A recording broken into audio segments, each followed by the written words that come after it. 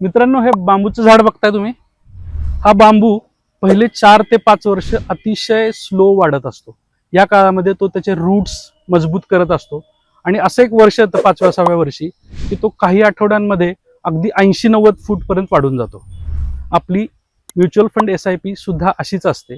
सुरुवातीला बेस पक्का करण्यासाठी या SIP मध्ये तुम्हाला संयम आणि कन्सिस्टन्सी या दोन्ही गोष्टीची अतिशय आवश्यकता असते.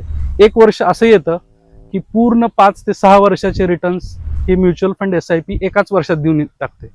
परंतु जसं बांबूच्या झाडाचं 5वं-6वं वर्ष हे जवळजवळ कन्फर्म आहे, तसं म्युच्युअल फंड SIPचं नसतं.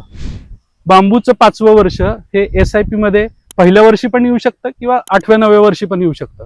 तर लक्षात घ्या, या उंच बांबूसारखा तुम्हाला पोर्टफोलिओ बनवायचा असेल तर तुम्हाला पेशन्स ठेवावा लागेल आणि कन्सिस्टन्सी ठेवावी लागेल.